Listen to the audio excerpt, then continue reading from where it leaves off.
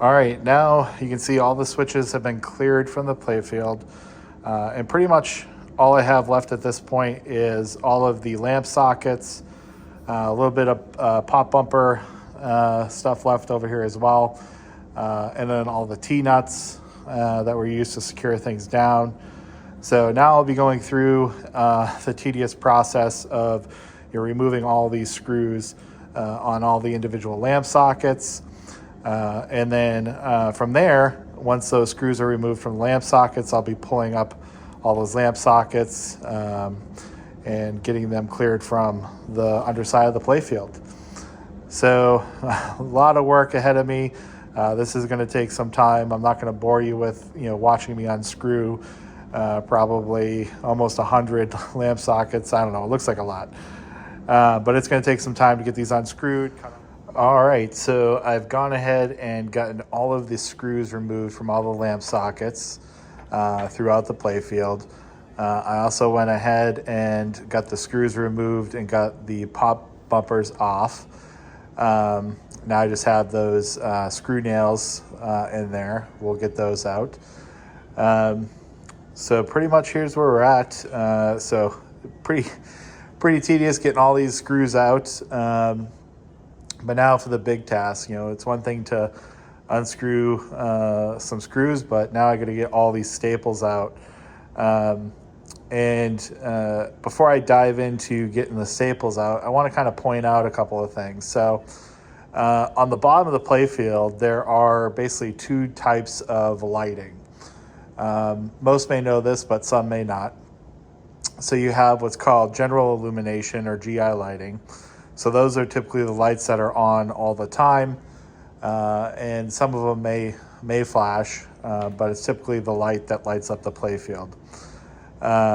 So for example, like all these lamp sockets here along the side, these are all GI illumination for the playfield. Those are all wired together, so when they're on, all of them are on. And then in the middle of the playfield, you have what's called feature lighting. And these lamps are individually controlled by the CPU.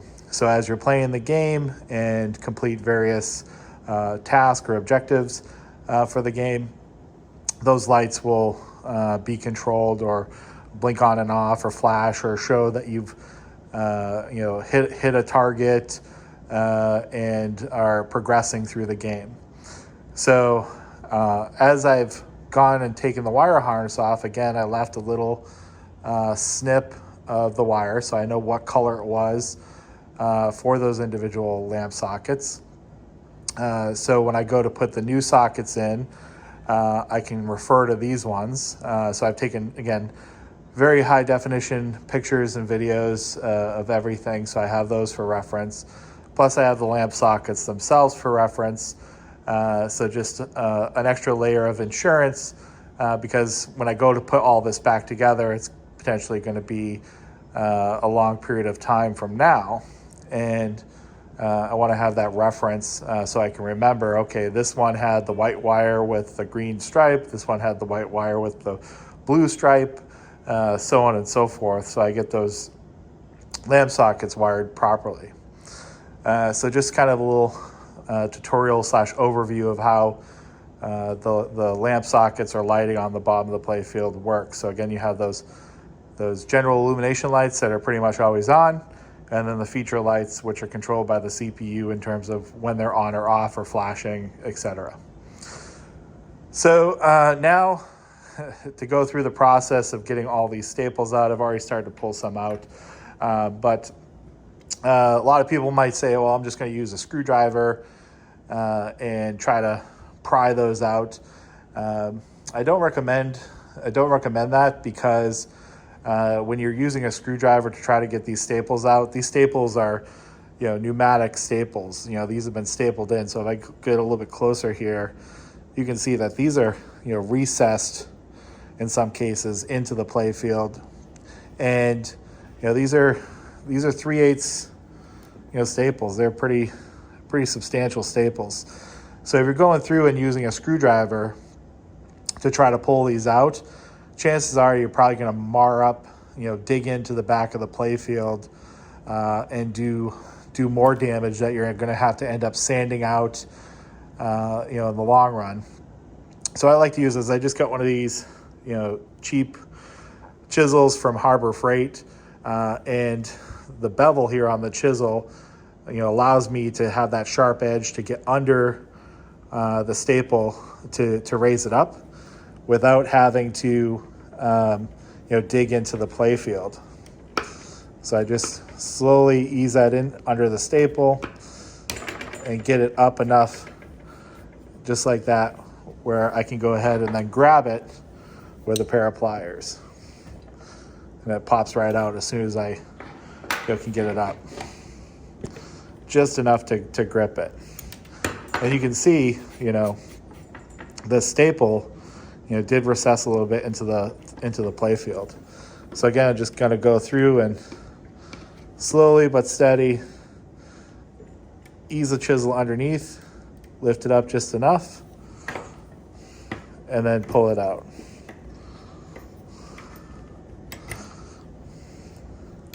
So you can see there's lots and lots of staples. I have no idea how many staples there are, but there's a ton.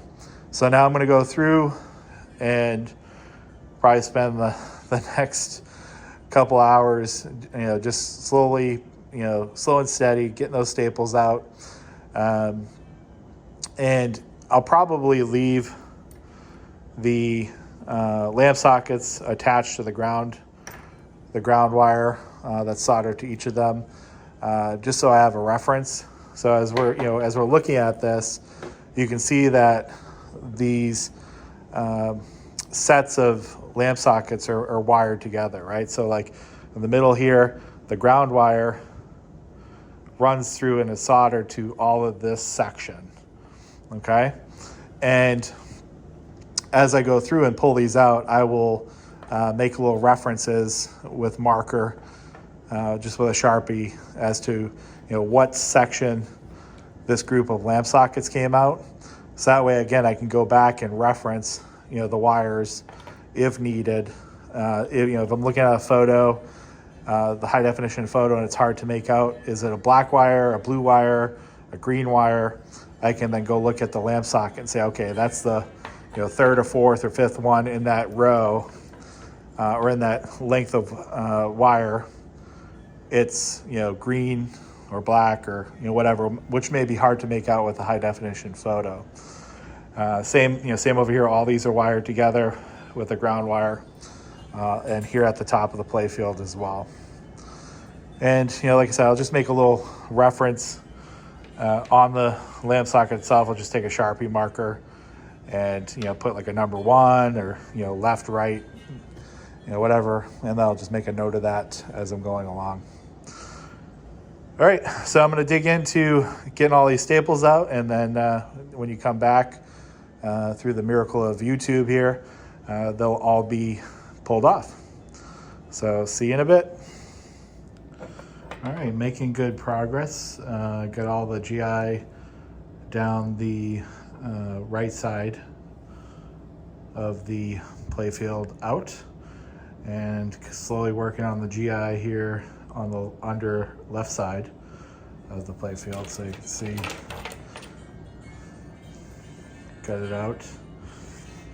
And now I'm working on the top left corner of the playfield was inverted here, and just want to kind of show a close-up of kind of what I'm doing. Again, slow and steady, starting at one end of the run, for lack of a better term, and slowly working my way through, taking out the staples one at a time.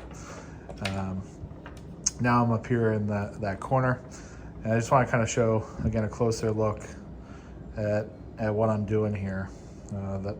So again, taking the chisel, I get it underneath a side of the staple, and sometimes it doesn't, it's a little hard because the staple's into the wood, but you can see I just lift up one side, grab pliers, and once I get my pliers on it, pulls right out. Show it again.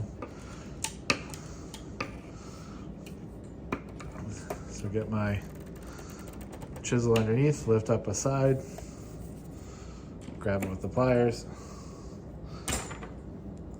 Sorry about the camera work. Here, let me zoom out a little bit. Maybe it'll be easier to see. And again, sometimes the wire is, the staple is down into the playfield because it pushed to be recessed. So I'll show you kind of like what I do there. So I just take the chisel, put the corner underneath the staple, and just give it a little whack with my pliers just to be able to get a corner underneath.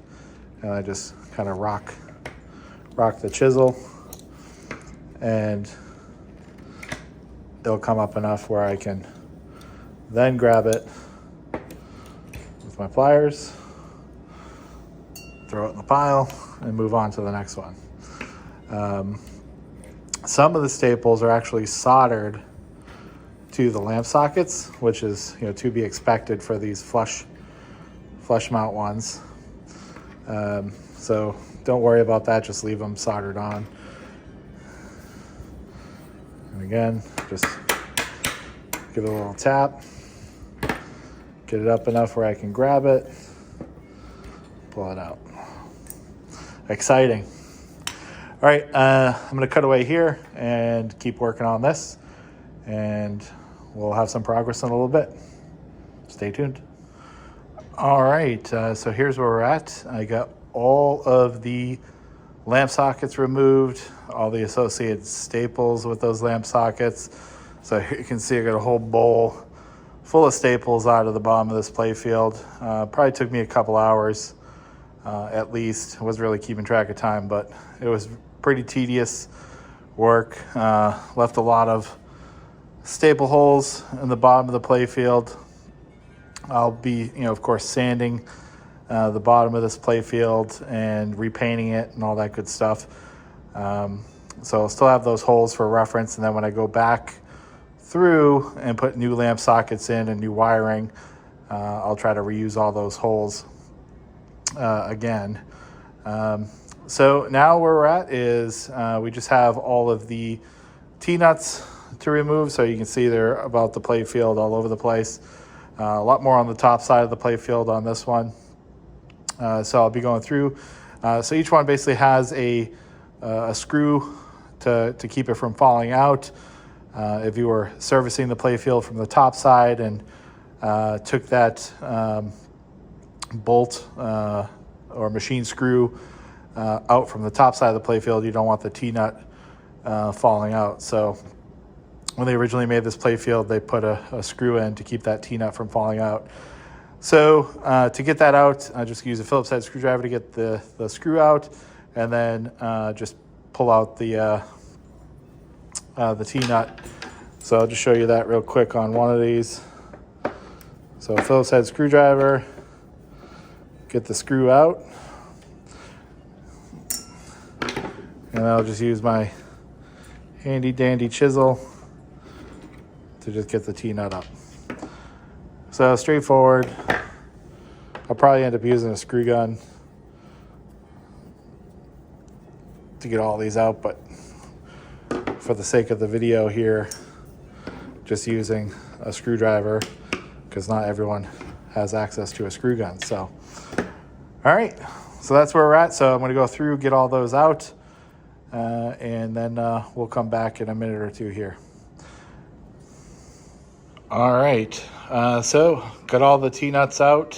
So basically the underside of the playfield is completely stripped of all the components and hardware. I do have a couple of things left to do here on the underside. So we have these rollover targets here, as well as two in the center of the playfield. And these ones, if I zoom in here, get close, you can see it basically moves up and down, and it's got a clip here that holds it in. Now, these clips here are over 40 years old and they're plastic, so I want to be extra careful I'm getting that piece of white plastic out of there. I'll replace the piece of white plastic, but I don't want to have to replace the inserts if I don't have to. I can buy these inserts and replace them, if need be, but the risk of taking those inserts out is I may damage the underside, the top side of the playfield and getting them out of there. So last thing I want to do is do any damage to the top side, the presentation side, so to speak, of the playfield. So what I do is I use one of these picks, and I'll just ever so gently get it inside of there, and I'll pull the plastic away from the white plastic. So the insert plastic, I'll gently pull away 2 of these, and then as soon as that plastic is away, I'll put a little pressure downwards on the rollover portion, and it'll come right out. So I don't know if I'll be able to get this on camera, but we'll try to capture this somehow so you can kind of see. All right, so I used my pick. I got it in on these 2 here and kept some pressure on the top of this, and I can just push it down now, and it fell right out. So this one's got a little bit of a bend to it. Not too worried about that, but nothing is broken, which is good. So again, you can kind of see it better now. I just took my pick, stuck it in there, and pulled these 2 out as I push down on the white rollover portion. And you'll feel it kind of slip down as soon as it has enough room to get through. So pretty straightforward. So I'll do the rest of these, or the other 2, I should say, and the underside of the playfield will be complete. So if you guys have any better way to get those out, let me know. Put them down in the comments below. All right, I was able to successfully get those 3 rollover targets out without doing any damage to the inserts at all. So got lucky there. I'll be replacing these. You can see how much dirt and grime are on them. But I'll be replacing those with nice new ones. Again, didn't do any damage to the inserts in the playfield, which is great. So I don't have to try to finagle those out of there. Now I'm pretty much completely done on the underside, with the exception of I got to get the rails off the side of the playfield. And the folks at Bally, when they manufactured this, were nice enough to put these 1.25" pneumatic staples in rather than screws. It's drilled for screws, but they use staples that are 1.25" long on the side rails. And then on the shooter lane, they did use screws on the inside portion. So that will come out relatively easy, but getting these 1.25" long screws out is going to be a royal pain in the you-know-what. So don't want to do any damage to the playfield underside, of course. So I'm going to try to finagle those side rails out without damaging them. If I do damage them, I'll of course replace them. But I would like to reuse the original ones, just get them repainted and looking new again. They are of course all faded and scratched and stuff, so I'll be sanding those down and priming them and painting them. All right, so if you're enjoying the video series, please feel free to subscribe. I'm trying to post a couple of videos a week as we're going along through the restoration on this machine. So if you do subscribe, put a comment down below and let me know that you did subscribe and that you're following along. And any other comments that you have, feel free to put them down below in the comment section. So I hope you enjoyed today's video, and have a great rest of your day.